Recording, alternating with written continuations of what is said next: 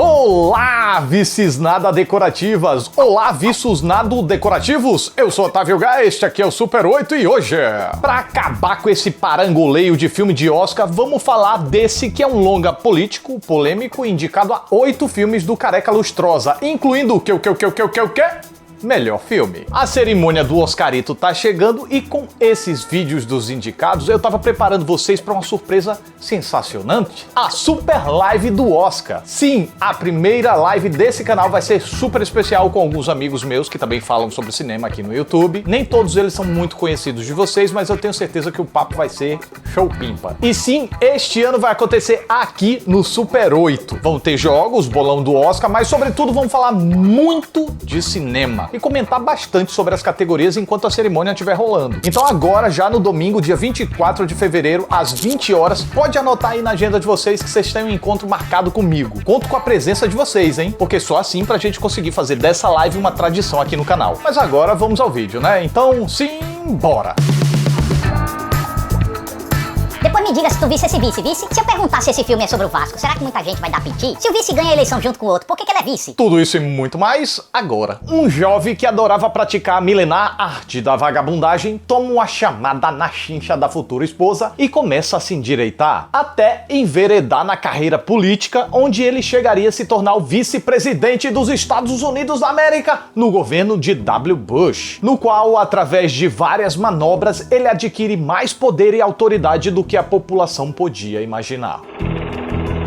É certo que muita gente, principalmente nos Estados Unidos, vai sair da sessão ultrajado por vice. No caso, os republicanos mais ferrenhos devem se incomodar muito com o fato de vice não ser nada imparcial. Mas a verdade é que não precisa ser, pois é um projeto de ficção, não um documentário. O que ele precisava era ser honesto, e isso ele é. Mas como assim honesto? Quer dizer que ele só conta a verdade? Não é isso. Afinal, é difícil afirmar categoricamente que o filme detém ou não a verdade. Eu precisaria ser um profundo conhecedor de história e política americana para entrar nessa onda aí. Coisa que eu já digo logo que eu não sou. Entendo uma coisa ou outra, mas não o suficiente para sair palpitando como muitos especialistas em tudologia que a gente vê gritando por aí. Portanto, sobre as críticas e teorias que o filme faz, eu prefiro me manter meio alheio e me focar mais nas mensagens e nas verdades da trama, como qualquer obra ficcional. Baseada em fatos? Sim, mas ainda assim, ficcional. Mas então a que eu me referia quando eu falei sobre honestidade? Bom, é que o filme se assume ser parcial e admite que especula sobre muitos dados porque simplesmente não teria condições de saber tudo, já que, por motivos óbvios, o diretor roteirista Adam McKay não contou com a consultoria dos retratados na realização do projeto. E para deixar bem claro que ele está especulando, o cineasta mistura vários recursos com um domínio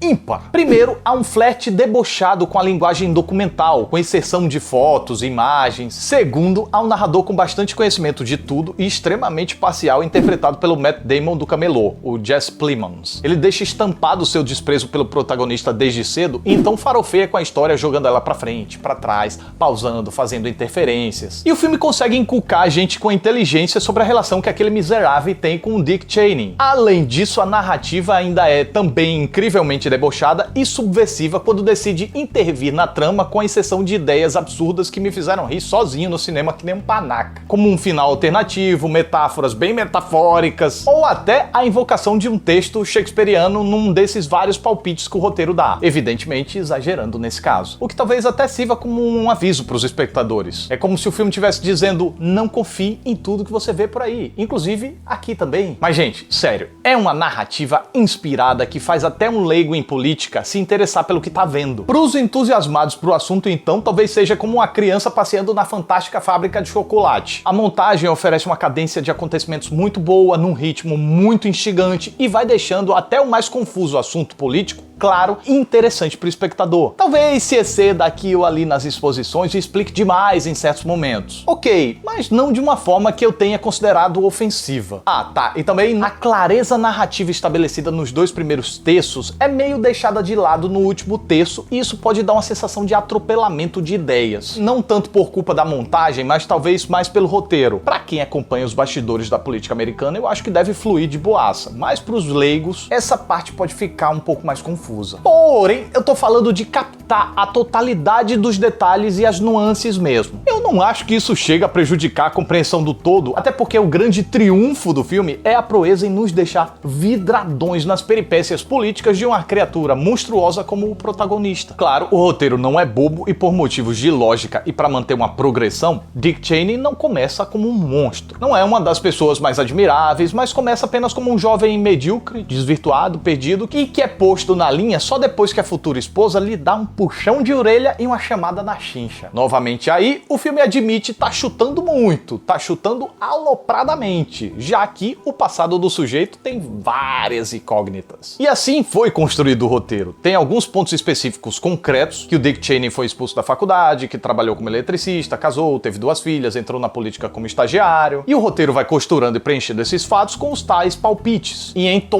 quando o caboclo entra na política, é que o seu viés desumano começa a aparecer ao longo dos anos, e bastante alimentado pela ambição de poder da esposa, que não espera pouco do marido não, no que consiste em mais uma alfinetada do filme. Aliás, alfinetada não, espadada mesmo, que o filme não se poda pra criticar esses dois. E eu devo dizer que aqui o roteiro passeou num terreno bem escorregadio, pois poderia ter caído feio se tivesse jogado a culpa do desvio de caráter do Dick na esposa dele. Teria sido uma decisão narrativa bem contestável, pois chamaria o Dick de tadinho, eximindo ele dos erros. Algo que, inclusive, o recente Bohemian Rhapsody fez ao jogar as falhas do Freddie Mercury pro seu assessor. Felizmente, aqui, Adam McKay, além de estar muito ligado nessas eventuais fragilidades que o seu roteiro poderia ter, ele também não estava nem um pouco disposto a pegar leve com seu protagonista, pois para ele, Dick não tem nada de coitadinho. Então, a Lynn Cheney apenas completa as lacunas de indecisão e inseguranças do Dick. Ela não controla ele, não transforma ele, não manipula ele. Apenas incentiva e aprova a índole contestável do sujeito. E aqui vale mencionar o brilhante trabalho de Amy Adams ao compor uma mulher ambiciosa ao extremo e perigosa também. E o detalhismo da composição é o que mais espanta. A postura conservadora, a imposição que ela imprime com a voz, o olhar sempre atento. Ela parece uma caricatura da conservadora, mas quando a gente começa a conhecer algumas figuras aí da realidade, a gente vê que não é bem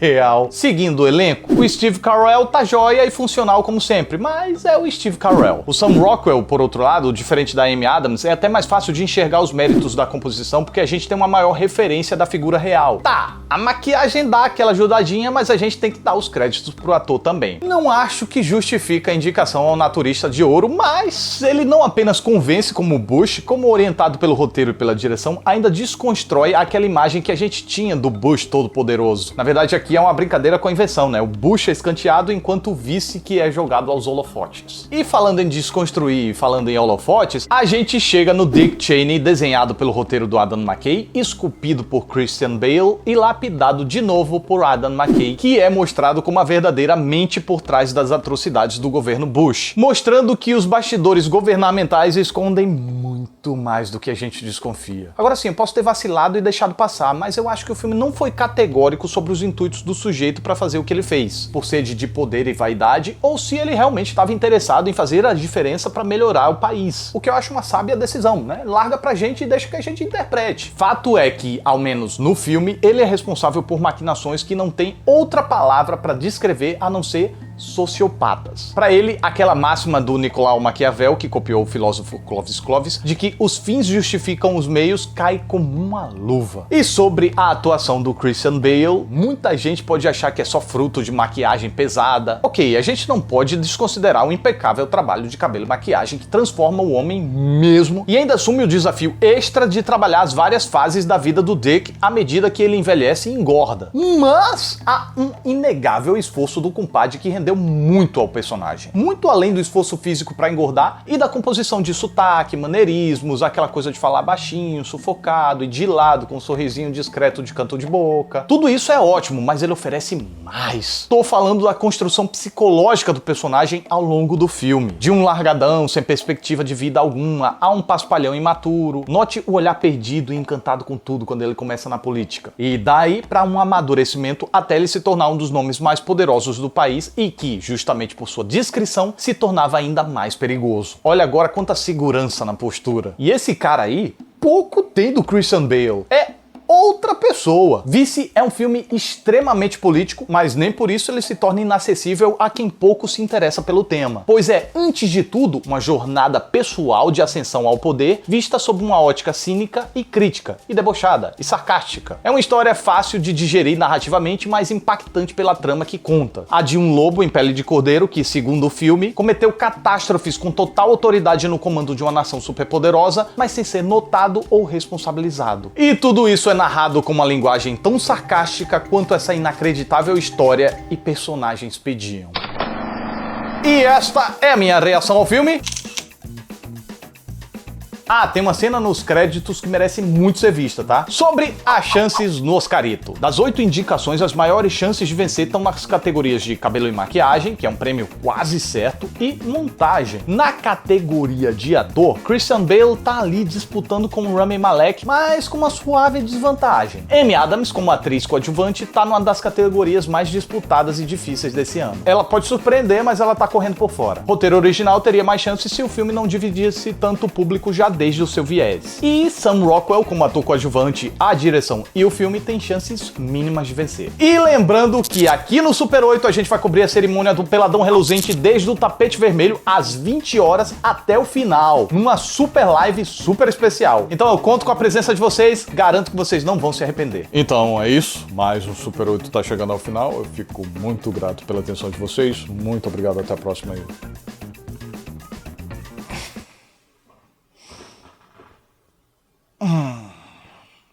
Alguém chama uma ambulância, por favor. Deu ruim.